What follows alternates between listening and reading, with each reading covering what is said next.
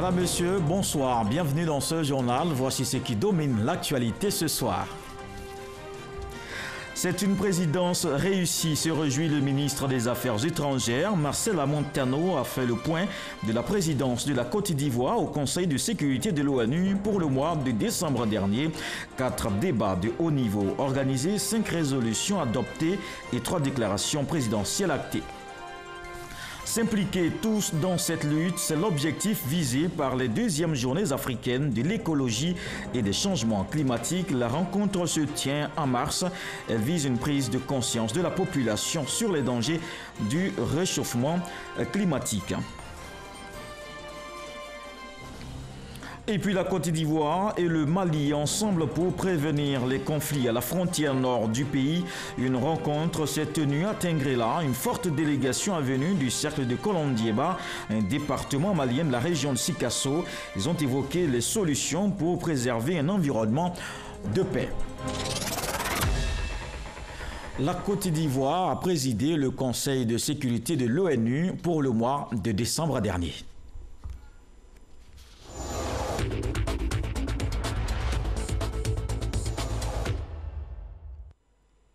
Pour ce mandat à la tête du Conseil de sécurité de l'ONU, 4 débats de haut niveau ont été organisés, 5 résolutions adoptées et 3 déclarations présidentielles actées. Le ministre des Affaires étrangères de la Côte d'Ivoire a accordé une interview à Michel Digré. Marcel Montano a fait le bilan de cette présidence. Voici un extrait de l'entretien. Présider le Conseil de sécurité, c'est très important parce qu'il y a un certain nombre de thématiques sur la table. Le premier débat de haut niveau, qu'on appelle le débat présidentiel, que son Excellence le Président de la République a présidé le 5 décembre, a posé le problème suivant. L'importance du lien entre la sortie de crise réussie et le développement économique et social. Vous savez que l'ONUCI est ce qu'on appelle maintenant dans le système des Nations Unies une success story. C'est l'une des rares missions des Nations Unies qui est fermée. Si vous prenez un pays comme la RDC, ça fait 54 ans à peu près que la RDC a une mission des Nations Unies. Celle de Côte d'Ivoire a fermé au bout de 13 ans. Ça paraît long, mais quand vous comparez à celle de la RDC, c'est un succès et elle a fermé. Beaucoup de gens étaient sceptiques sur la capacité de la Côte d'Ivoire à se substituer aux Nations Unies, aussi bien à la police des Nations Unies qu'à la mission d'une manière générale, mais ça s'est fait et ça se fait dans de très bonnes conditions. La paix et la sécurité règnent dans notre pays et c'est cette expérience que le président a voulu partager avec le monde. Alors, l'un des principes majeurs auxquels vous teniez au cours de cette présidence, c'était la recherche de la paix, seulement par le dialogue. Est-ce que ce principe a été respecté tout au long de ce mois? Mais vous savez, nous, on a reçu un vaccin de Fauboigny, hein. C'est le dialogue au service de la paix. On a toujours été dans cette posture, ça nous a parfois provoqué quelques inimitiés, mais le président de la République a été ferme. Il m'a dit, Marcel, toute résolution qui peut déboucher sur un conflit ou encourager des belligérances, on ne s'y associe pas. En définitive, êtes-vous satisfait de la présidence de la Côte d'Ivoire pour ce mois de décembre-là? Préparer une présidence d'un pays, au Conseil de sécurité, c'est pas facile. Ça a été une expérience haletante, intéressante. Je crois qu'on a réussi. Je le dis à cause des retours que nous avons. Des membres permanents et non permanents qui nous ont félicités. Des pays membres de l'Organisation des Nations Unies, beaucoup nous ont félicités. Et j'ai donné des éléments objectifs. Hein. Je vous dis, la moyenne de résolution par mois de présidence, c'est 4,5 quand on fait une moyenne. On a fait adopter 5 résolutions, dont 3 à l'unanimité, 2 par consensus. Disons que moi, je suis à la tête d'une équipe. C'est toujours un travail d'équipe. Et c'est vrai que j'ai été très honoré que le président, à 2 reprises, je crois, face aux diplomates d'abord, et puis ensuite face aux hommes d'affaires, nous ait félicités.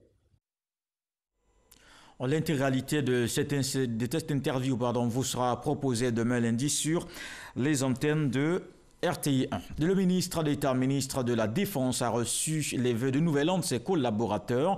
Les différents chefs de commandement ont salué les actions du gouvernement. Ahmed Bakayoko invite les chefs de commandement à faire de l'armée un instrument au service de la population. Moussa Konaté. Les chefs de commandement de l'armée saluent les actions du gouvernement en faveur des forces armées. De nombreux efforts consentis pour leur permettre de bien mener la mission. À cette première rencontre de l'année, les responsables des forces armées de Côte d'Ivoire témoignent leur reconnaissance au ministre d'État, ministre de la Défense, pour son engagement à véhiculer une belle image de l'armée ivoirienne. Nos conditions de vie et de travail se sont nettement améliorées. Vous avez apaisé les cœurs, dissipé les angoisses des uns et des autres. Vous avez eu à prendre des mesures courageuses, parfois difficiles. Pour garantir cet équilibre, nous sommes sur la voie de la réussite et nous y parviendrons ensemble. Une nouvelle année, même engagement pour le ministre d'État Ahmed Bakayoko. L'armée doit demeurer républicaine et toujours être au service de la population. Une adresse au nouveau chef d'état-major général de l'armée, le général de division, Lassina Doumbia. Aujourd'hui, la stabilité, l'intégrité du territoire, la paix repose sur la posture de l'armée. Donc c'est pour vous dire à quel point le pays compte sur vous. C'est une responsabilité importante que vous soyez nombre rassembleur avec vos équipes, il y a une parfaite synergie avec les différents commandements pour que vraiment l'armée continue de faire la fierté du pays, que l'armée soit un atout pour le pays, que l'armée ne soit pas un problème. Le ministre d'État, ministre de la Défense, a félicité les nouveaux promus au grade et au poste de commandement de l'armée. Cette année 2019, le gouvernement va mettre l'accent sur le social. Un plan sera mis en œuvre. Pour en parler, Sidi Tiemoko Touré, ministre de la Communication et des Médias, porte-parole du gouvernement, était l'invité du magazine du dimanche présenté par Hamza Diaby. On l'écoute. Le cadre global de travail du gouvernement, c'est le PND 2016-2020. Dans son opérationnalisation, il y a eu des succès qu'il faut quand même relever du point de vue social. Ces succès portent pour la substance sur la baisse du taux de pauvreté de 51% à 46%. Vous avez aussi la couverture maladie universelle, vous avez les filets sociaux, etc., etc. Mais tous ces différents succès ont besoin d'être modérés à la lumière de l'écoute des populations, modérés relativement à quelques difficultés constatées sur le terrain, en l'occurrence le manque d'enseignants dans certaines localités. Vous avez aussi les difficultés d'accès à l'eau potable, etc., etc. Donc c'est tout cela qui a mené à la formulation de ce programme social du gouvernement qui, dans son développement, va adresser 5 axes stratégiques. La santé pour tous, l'éducation pour tous, l'adressage de la problématique de l'autonomisation des femmes et des jeunes, le bien-être social des populations en milieu rural et l'adressage de la pauvreté de façon générale. Et donc, toutes ces différentes stratégies dans le cadre du PS-Gouv permettront d'impacter directement et durablement les populations. Ce programme social du gouvernement a une gouvernance qui est assurée par un comité de pilotage dans lequel se retrouve certes l'administration, la société civile, mais aussi les partenaires techniques et financiers. Le secrétariat de ce comité est assuré par le ministère du Plan et du Développement qui en assurera le suivi et évaluation. Mais ce qu'il est important de relever, c'est que pour être certain que l'impact sera effectif, nous serons très attentifs. Le Premier ministre Amadou Coulibaly sera très attentif quant à l'évolution des différents indicateurs de pauvreté. Les indicateurs de développement, de l'indice de développement humain, mais aussi quant à savoir combien de cartes relativement à l'assurance maladie universelle ont été distribuées. Autant d'éléments très pratiques qui nous permettront d'évaluer, de suivre concrètement l'impact des mesures prises sur la population.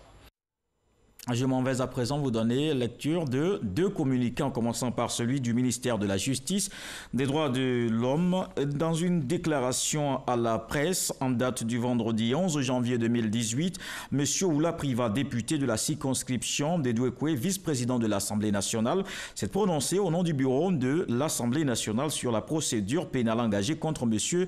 Ewo Jacques, député de la circonscription du Plateau. Dans sa déclaration, M. Oula Priva a cru devoir faire un rappel sur l'existence de 3 pouvoirs, dont le pouvoir législatif qui agirait directement au nom du peuple de Côte d'Ivoire et non pas procuration. Il en a outre indiqué qu'au-delà des budgets importants dont la Côte d'Ivoire s'est dotée, il était nettement mieux d'avoir une justice outillée qui réponde véritablement aux aspirations du peuple, soutenant que les députés qui ont voté les dispositions légales discutées connaissent mieux que quiconque l'esprit et la lettre des différents articles de la Constitution.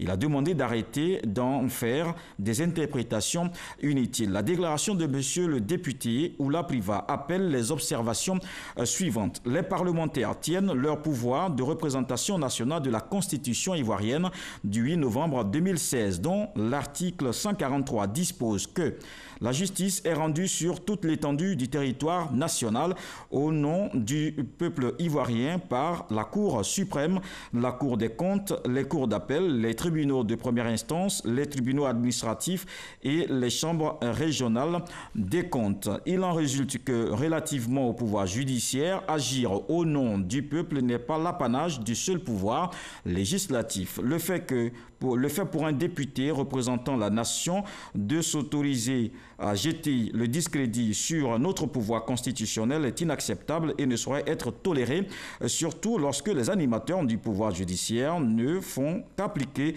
les lois de la République conformément à la Constitution. C'est le lieu de rappeler qu'en vertu de l'article 140 alinéa 2 de la Constitution, le magistrat est protégé contre toute forme d'ingérence, de pression, d'intervention ou de menace ayant pour effet de nuire à l'accomplissement de sa mission. Il convient en conséquence d'appeler les uns et les autres, fussent-ils parlementaires, au respect de l'indépendance du pouvoir judiciaire, indépendance consacrée de façon non équivoque par la Constitution. La Constitution qui prévoit les pouvoirs et organise les rapports entre eux sépare très clairement la fonction d'édiction de la loi et celle de son application en confiant chacune de ces fonctions à des pouvoirs distincts. Au demeurant, être député d'une législature ne signifie pas qu'on a voté toutes les lois de la République et qu'on en connaît mieux que quiconque l'esprit et la lettre. Par ailleurs, s'agissant des dispositions prévues par la Constitution, notamment l'article 92, il convient de rappeler qu'elles ont été adoptées par référendum par le peuple de Côte d'Ivoire et non par le pouvoir législatif. L'interprétation de ces dispositions relève en conséquence de la compétence du Conseil constitutionnel prévu par la Constitution comme organe régulateur du fonctionnement des pouvoirs publics. Cette interprétation ne relève donc pas du Parlement. Au total, la séparation des pouvoirs voulue par le peuple ivoirien est gravée dans le marbre de la Constitution, à un sens que tous, à quelque niveau que l'on se situe, devraient se garder de dévoyer par des déclarations ou comportements inappropriés. C'est signé le garde des Sceaux, ministre de la Justice et des Droits de l'Homme. Et puis cet autre communiqué du ministère de l'Intérieur et de la Sécurité, depuis quelques jours, suite à la mise en place d'une délégation spéciale dans la commune du Plateau, des interprétations tendancieuses visent à faire croire que cette mesure ainsi que celle de la révocation de l'ex-maire Akossi Bendio serait orientée contre des cadres d'une communauté ou d'un parti politique donné. Le ministre de l'Intérieur et de la Sécurité tient à souligner d'une part que la révocation du maire Akossi Bendio constitue une sanction disciplinaire consécutive aux faits de faux en écriture publique et de détournement de deniers publics portant sur plusieurs milliards de francs CFA au détriment de la collectivité territoriale ainsi que des populations de la commune du Plateau. Et d'autre part, que la suspension de l'installation du conseil municipal du Plateau demeure une mesure conservatoire devant permettre la manifestation de la vérité relativement à la plainte portée contre M. Ewo Jacques, l'un des conseillers municipaux élus dont l'implication dans le dossier de détournement évoqué plus haut a été relevé par l'enquête. Tels sont les faits qui sont reprochés aux personnes citées ci-dessus, qui ne sont donc nullement visés en raison ni de leur origine ethnique ni de leur appartenance politique. Aussi, les décisions prises ne visent que le respect de la loi et de l'intérêt général. C'est pourquoi le ministre de l'Intérieur et de la Sécurité rappelle que la diffusion de propos faisant peser de graves menaces sur la cohésion nationale et l'ordre public tel que constaté tombe sous le coup des dispositions du Code pénal. Le ministre de l'Intérieur et de la Sécurité informe que ces services ont été instruits à l'effet de rechercher et appréhender les auteurs ainsi que les commanditaires de tels actes pour qu'ils en répondent devant les juridictions compétentes. Le ministre de l'Intérieur et de la Sécurité tient à rassurer les populations que les dispositions idoines sont prises en vue d'assurer la sécurité des personnes et des biens. L'actualité politique est marquée par le pré-congrès constitutif du RHDP le 26 janvier. Le ministre Sidiki Konaté mobilise les associations et les mouvements de soutien. Il les invite à faire de cette rencontre une réussite au niveau de la mobilisation des militants et sympathisants du RHDP. Le reportage de Michel Digré. Notre objectif, c'est de mobiliser l'ensemble des mouvements de soutien pour que nous soyons nombreux et très nombreux au stade Félix Houphouët-Boigny. Faire le plein du stade Félix Houphouët-Boigny le temps du congrès constitutif du RHDP. C'est le défi lancé à l'ensemble des associations et mouvements de soutien au parti unifié.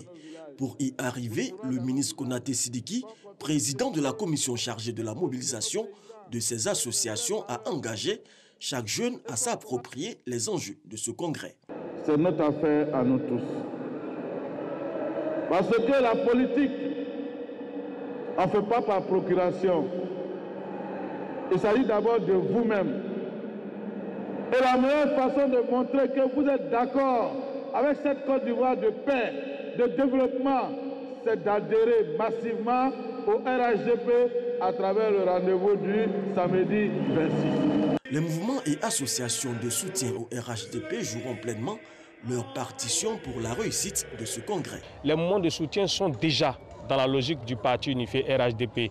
Nous sommes d'accord avec la vision du président Alassane Ouattara et ce jour-là, il s'agira pour nous simplement d'aller à travers notre mobilisation, d'aller à travers l'ambiance qu'on connaît des mouvements de soutien, d'aller dire merci au président du RHDP Alassane Ouattara. La mobilisation des associations et mouvements de soutien au RHDP ne s'arrêtera pas au congrès. Konaté Sidiki entend définir une stratégie pour intensifier leurs actions jusqu'à la présidentielle de 2020. Le président du comité d'organisation du congrès constitutif du RHDP, lui, s'est rendu à Abobo. Adama Bictogo s'est entretenu avec les populations de cette commune. Les congressistes adhèrent au projet du parti unifié. Laurent Sachaud, Herman Guivet. La mobilisation autour du congrès constitutif du RHDP prévu le 26 janvier passe son plein. Les congressistes d'Abobo réunis en commission et après quelques amendements des textes adoptent le projet politique du RHDP. Un projet basé entre autres sur le processus électoral et le système de fonctionnement, les structures constituantes du RHDP. Adama Bictogo, président du comité d'organisation du futur parti unifié et chef de délégation, a invité les populations abobolaises à répondre massivement à la grande messe des oufouettistes. Le RHDP, dans sa recherche permanente de concertation, de dialogue, a donc organisé des congrès éclatés, ce qui dénote notre volonté permanente d'enraciner la démocratie dans nos décisions, dans nos instances. Et donc ce pré-congrès aujourd'hui augure de ce que le 26 janvier, il y aura une grande mobilisation. On a en tout 45 délégations, 45 pré-congrès. Et il y aura la moitié des pré-congrès ce week-end et les autres pré-congrès auront lieu le 19 et le 20. Et enfin, le 26, nous aurons la grande messe de la Côte d'Ivoire rassemblée, la grande messe de la Côte d'Ivoire de l'Espoir, la grande messe du parti qui peut offrir aux Ivoiriens la paix et la stabilité, le parti qui peut offrir aux Ivoiriens le développement qui est déjà en marche avec le président Alassane Ouattara. Le lancement d'adhésion en ligne au RHDP sera effectif d'ici la semaine prochaine. À San Pedro, les militants du RHDP donnent leur accord pour la création du parti. Ils ont démontré leur adhésion par la tenue d'un pré-congrès dans la cité balnéaire. Le point avec Sam Kona. Nous militant de la région de San Pedro, félicitons et encourageons son Excellence Alassane Ouattara pour toutes les actions initiées pour la création du parti RHDP. Lui réaffirmons notre soutien sans faille et notre totale confiance pour l'édification du parti RHDP. Lui assurons notre entière adhésion aux idéaux du RHDP. Ainsi en ont décidé les militants du RHDP à l'issue du pré-congrès organisé ici à San Pedro. Après l'ouverture, des travaux ont eu lieu en 4 commissions. À l'issue de ces travaux, les différents rapports ont été lus en plénière. Pour le président du pré-congrès du San Pedro, Pascal Abinakwaku, c'est un test réussi. Je voudrais féliciter les militants de San Pedro pour la qualité du travail qui a été fait dans les commissions et la pertinence des propositions et les amendements qui ont été faits. De manière générale, avec la déclaration de politique générale, la base est en phase avec le sommet. Cap désormais sur le congrès du 26 janvier prochain qui verra la participation de plus de 2000 militants venant de San Pedro. Justement, le rassemblement autour du RHDP, c'est ce que prône un nouveau mouvement lancé à Mans. Il s'agit du mouvement des jeunes filles oufouettistes du Grand Ouest. Il réunit les jeunes filles des régions du Guémon, du Cavali et du Tonkpi. Le reportage de Evoué. Elles sont venues des régions du Cavali, du Guémon et du Tonkpi. Ces jeunes filles se disent prêtes à être les porte-voix du RHDP, parti unifié dans tout le Grand Ouest. Le mouvement des jeunes filles oufouettistes du Grand Ouest, Moje Figo, est ainsi lancé en présence des élus et cadres du RHDP unifié des régions du Guémon, du Cavali et du Tonkpi. Le ministre Albert Touakus Mabri, représentant le Premier ministre Amadou Gon Coulibaly au patron, a exhorté ces jeunes filles à ne pas se démarquer du leitmotiv des partisans du RHDP, à savoir la promotion de la culture de paix. Être oufouettiste, c'est être rassembleur, c'est-à-dire mettre les gens ensemble. Être oufouettiste, c'est être des hommes de paix et de réconciliation. Quant à la marraine Nassene Batouré, épouse Diané, elle a recommandé à ses filles de s'armer de beaucoup de persévérance afin de relever les défis. L'engagement est difficile. L'engagement demande de l'abnégation, ça demande de la détermination, ça demande du courage. Et cela va aboutir sur votre autonomie. Soyez inclusive. Ouvrez-vous aux autres. En retour, les jeunes filles oufouettistes ont promis investir tous les hameaux reculés du Grand Ouest pour porter le message d'union, de paix et de rassemblement prôné par le RHDP parti unifié qui tiendra son congrès constitutif le 26 janvier prochain. Autre chose à présent, et on parle cette fois de préservation de l'environnement. Les deuxièmes journées africaines de l'écologie et du réchauffement climatique se tiennent en mars. La rencontre lancée vendredi dernier en présence des autorités ivoiriennes. L'objectif est de fédérer les énergies dans cette lutte. Des détails avec Issa Tionaïo. L'Afrique émet moins de gaz à effet de serre. Malheureusement, c'est le continent qui subit le plus les effets du réchauffement climatique, selon les experts de l'environnement. La Côte d'Ivoire n'échappe pas à cette réalité. Depuis l'année dernière, des journées africaines de l'écologie et des changements climatiques, JIFAC, ont été initiées pour sensibiliser l'opinion. Nos parents, dans les villages, continuent de souffrir, de payer le lourd tribut de la destruction de nos forêts, de la perte de notre biodiversité. Il est temps que des initiatives puissent aller sur le terrain. Il y a beaucoup de bonnes pratiques qui existent au Burkina, au Mali, au Bénin. Pourquoi aller chercher si loin ce qui se trouve si près, chez nous en Afrique? Donc l'idée pour ces journées, c'est de partager les expériences. Nous sommes un pays qui a une vision, qui a une stratégie qui a été mise en place avec beaucoup de succès. Aujourd'hui, nous voulons partager avec nos frères de Côte d'Ivoire cette belle expérience. La Côte d'Ivoire reste disposée à prendre sa place dans la lutte contre le changement climatique, selon le ministre Kabagnali et le professeur Seka Seka.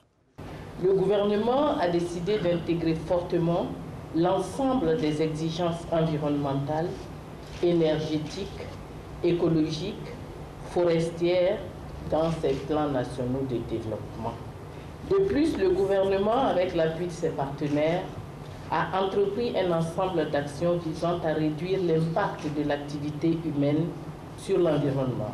La Côte d'Ivoire a affiché ses ambitions en vue de l'atteinte des objectifs de développement durable au niveau national à travers 4 actions, à savoir l'amélioration de sa gouvernance climatique et environnementale, fondée notamment sur notre contribution déterminée au niveau national, l'enclenchement du processus de création d'un fonds national climat, l'adoption d'un plan national d'adaptation au changement climatique, la mise en place d'un système de qualité des données et des indicateurs de prise en compte de l'environnement dans les futurs plans nationaux de développement.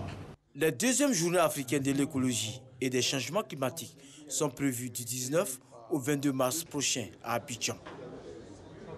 Tiangonan, extension 2, c'est un quartier de Boundiali de 3000 habitants. Il a vécu plus de 10 ans sans électricité. Depuis vendredi dernier, le quartier est mis sous tension électrique. Une joie pour la population que nous rapporte Ami Sissoko.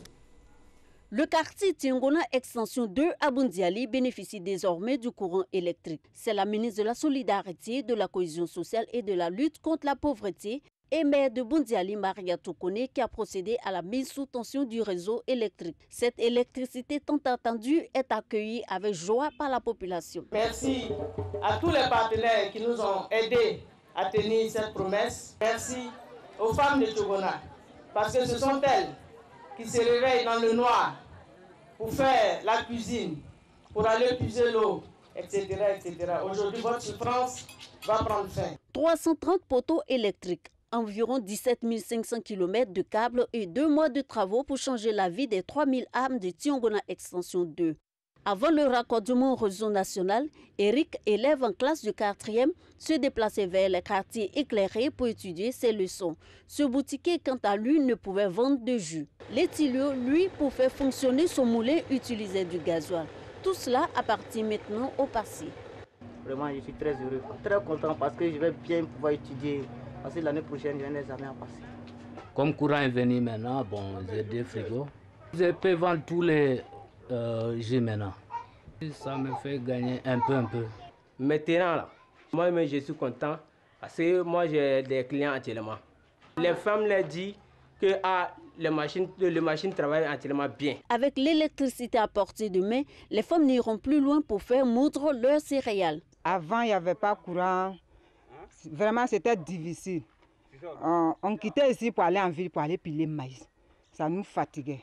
Maintenant, quand il y a courant là, c'est trop facile. Et puis, je vais acheter un frigo pour vendre mon jus. L'électrification de Tiangona Extension 2, une initiative de la maire Maria Toukone avec l'appui de certains partenaires dont Côte d'Ivoire Énergie. Elle a coûté plus de 150 millions de francs CFA et s'inscrit dans le cadre du vaste projet d'électrification du gouvernement qui prend en compte toutes les localités de plus de 500 habitants. On reste avec Ami Sissoko. Elle nous parle cette fois de la coopération pour prévenir les conflits à la frontière au nord du pays. Les autorités de Tengrela et celles du cercle de Kolondieba au Mali se sont rencontrées. Il s'agit de trouver des solutions aux conflits frontaliers entre les peuples ivoiriens et maliens. Le foncier, le vol de bétail, la difficile cohabitation agriculteurs-éleveurs, l'orpaillage clandestin sont quelques problèmes qui minent la frontière ivoiro-malienne longue de 532 km, d'où la mise en mal de la cohésion sociale. Souvent quand ça chauffe, ils prennent les bœufs pour traverser à la frontière, mais quand le convoi ne vient pas, alors ils ont cassé nos cultures. Et on va faire des mal. Le sous-préfet fait son mieux, mais on ne trouve pas de solution. Un villageois ivoirien peut quitter, aller demander un champ pour cultiver. Après ce dîner, plante des acadiens. 2 ans, 3 ans, donc il va chercher la paternité de la terre. Et c'est ce qui cause d'énormes problèmes. pour amener donc les populations frontalières à régler leurs différends par le dialogue et trouver une solution durable en vue de garantir la cohabitation pacifique entre ces deux peuples. Une délégation de plus de 50 personnes du cercle de Kolonjeba dans la région de Sikasso est à Tengrela pour une visite d'amitié et de travail. Elle est composée de représentants de tous les secteurs d'activité. L'atelier de Tengrela a pour objectif de nous rencontrer, mon collègue et moi, pour parler de nos problèmes communs de gestion de la frontière. Il y a des problèmes en arrivant que nous avons trouvés. Il y avait des problèmes, ce sont des problèmes connus, anciens. Et donc nous avons convenu pour restaurer un climat de paix et de cohésion, voilà, d'être proactif, d'anticiper sur les situations. Après 3 jours de travaux, il ressort entre autres le recours systématique au dialogue pour la gestion des problèmes dont les seuls interlocuteurs restent les autorités officielles, le recensement exhaustif de tous les éleveurs de part et d'autre, l'harmonisation des tarifs douaniers et des coûts de vaccination. Reste maintenant aux 2 parties prenantes de veiller au respect scrupuleux de ces accords concertés afin de prévenir d'éventuels conflits entre ces 2 peuples condamnés par l'histoire à vivre ensemble. Place au tour de l'actualité internationale, le point de ce qui a marqué la semaine. On commence par le Gabon avec la tentative de coup d'État de lundi dernier. Le 7/7, Laurent Sacho, Herman Guivet.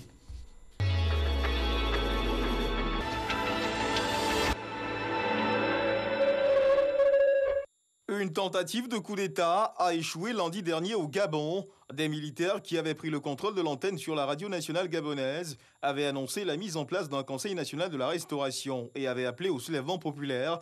À quelques heures plus tard, le calme était revenu et la situation était sous contrôle des forces gouvernementales. Le chef de file du mouvement de rébellion ainsi que 8 autres ont été arrêtés et 2 autres tués.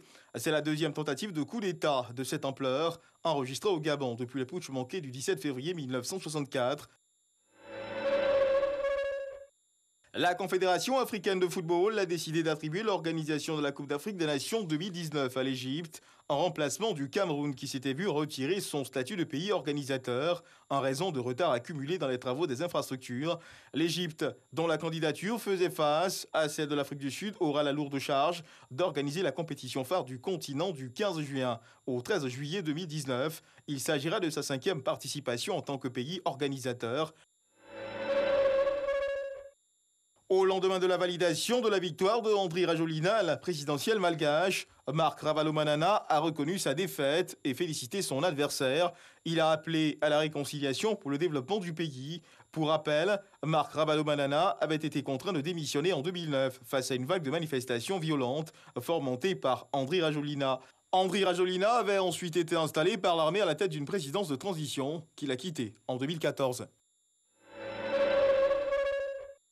La commission électorale congolaise a proclamé Félix Tshisekedi vainqueur de l'élection présidentielle du 30 décembre dernier. Il s'est imposé devant Martin Fayoulou avec 38,57% contre 34,83%. Le candidat du pouvoir, Emmanuel Ramazani Shadari, est arrivé en 3e position avec 23,84% pour un taux de participation de 47,56%. La Cour constitutionnelle a jusqu'au 15 janvier pour proclamer les résultats définitifs. 2 reporters birmans de Reuters accusés d'atteinte au secret d'État pour avoir enquêté sur un massacre de musulmans Rohingyas par l'armée en Birmanie ont été condamnés vendredi dernier, de nouveau en appel, à 7 ans de prison. Cette affaire connaît un fort retentissement à travers le monde. Les organisations de défense de la liberté de la presse, les Nations Unies et de nombreux pays occidentaux, réclamant depuis des mois l'acquittement des journalistes, dénoncent une parodie de justice. L'ancien ministre du Logement de Barack Obama, Julian Castro, annonce officiellement qu'il est candidat dans la course à la Maison-Blanche sous étiquette démocrate. Petit-fils d'une immigrante mexicaine et ancien maire de la ville texane de San Antonio, Julian Castro se lance dans la course à la présidentielle de 2020. Les États-Unis entrent ce dimanche dans leur 23e jour de shutdown. Le budget fédéral est paralysé par le bras de fer entre Donald Trump et les démocrates qui refusent de financer le mur promis par le président américain à la frontière mexicaine. Budget gelé, cela signifie que 800 000 fonctionnaires risquent de ne pas être payés. L'impasse persiste et la seule voie de sortie reste l'état d'urgence, un dispositif que Donald Trump a menacé d'employer si rien ne bouge. Ce journal est terminé. Merci de l'avoir suivi. Demain, retrouvez Marine Cognan. À très vite. Bonsoir.